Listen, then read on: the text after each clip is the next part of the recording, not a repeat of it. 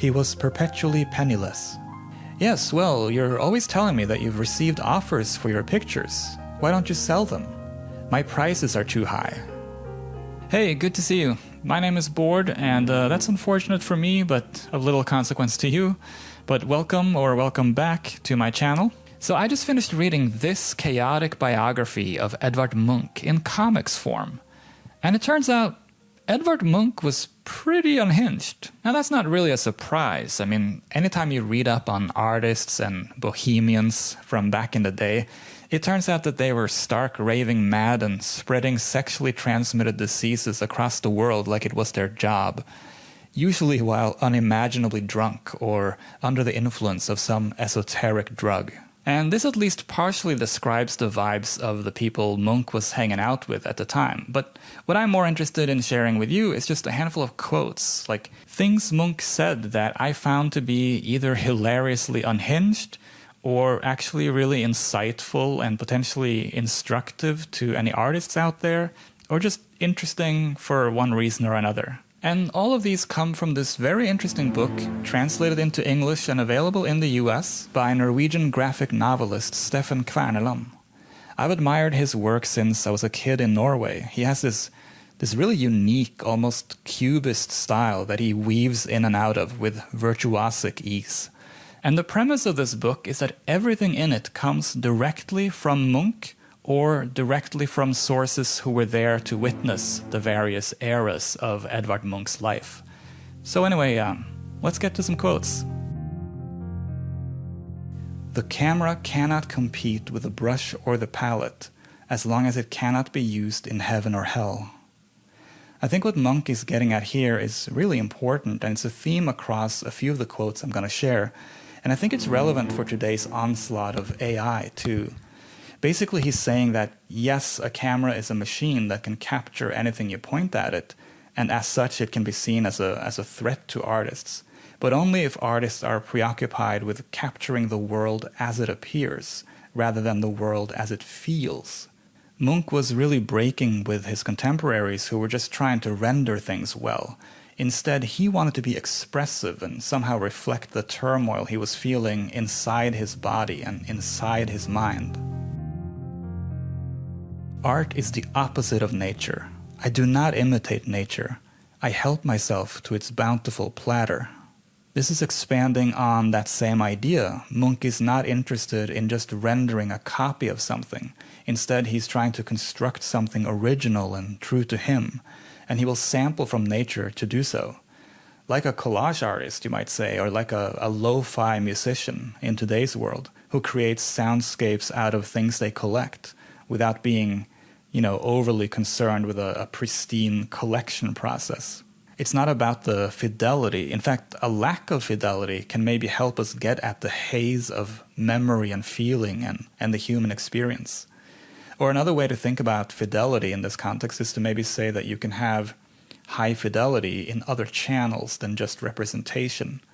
For example, a blurry Polaroid of an ice cream shop is a low-fidelity capture of the ice cream shop itself, but it can be a high-fidelity capture of my memory of getting ice cream at that particular shop on that particular night with that particular person who later died in a car accident, and how I felt regret about never telling them about that thing their dad said to me.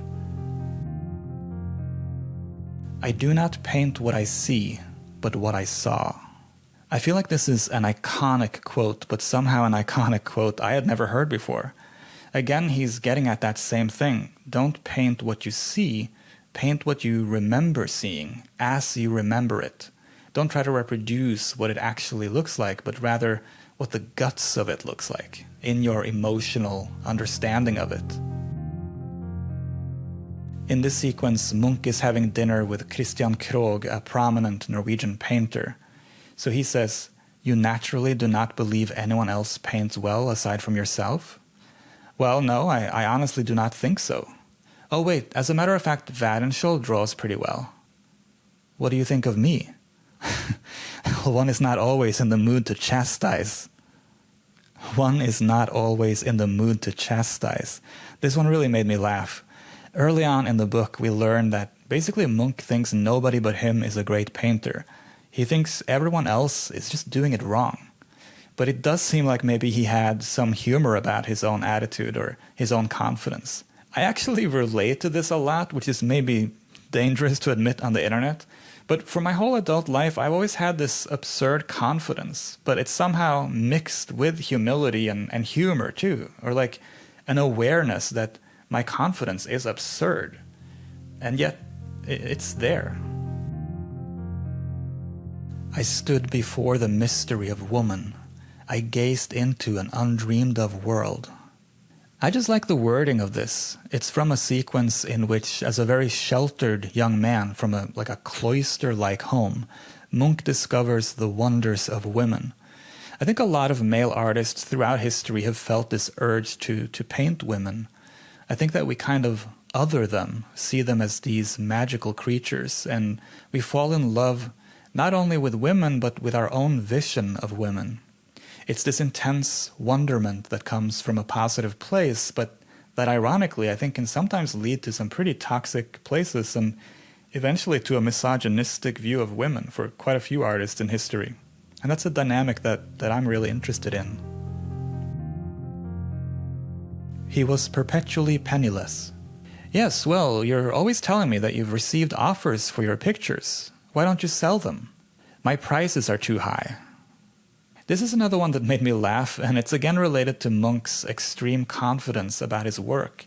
And again, I can relate. When I started freelancing as a designer and animator, I really took to heart the idea that you have to price your work according to what you believe it's worth. And if you don't think it's worth much, well then why are you doing this in the first place? You have to believe in your own value before anyone else can come to that same belief. But it's pretty incredible that Munch seems to have intuited this by himself. Or maybe he just had a giant ego. We were both poor and shared everything, even a girlfriend. So this is from a sequence in which we learn that for a time in Berlin, Munch shared a loft with Gustav Vigeland, the Norwegian sculptor, whose many great sculptures are the main attraction in Oslo's most prominent park. They would basically take turns taking this girl out, but one evening Munch took her out when it was actually Vigeland's turn. And this made Vigeland so angry that he threw one of his sculptures at Munch. Good times. Munch does have a genius, but there's also a danger that it'll go to the dogs. For Munch's own sake, I would have hoped that his sick child had been refused. The way this study now appears, it's simply a discarded, half-scratched-out sketch. It is an abortion. It's better to paint a good unfinished picture than a poor finished one. I've been really trying to embrace this line of thinking recently, so this resonated with me. Basically, I've always been a perfectionist with my visual art, but I've also always admired artists who seem to have a more expressive and seemingly carefree approach, where maybe they can produce a lot of work relatively quickly. And it ends up having this effervescence that's hard to conjure when you're being too methodical about things. My recent forays into collage are attempts at being more playful and more experimental and explorative, and I think that's been really fun for me and also I think good for me. You can check my channel for those videos, or you can like this one, or you can subscribe to this channel, or you can go on living your life without listening to any of my prompts. I do hope to see you again though.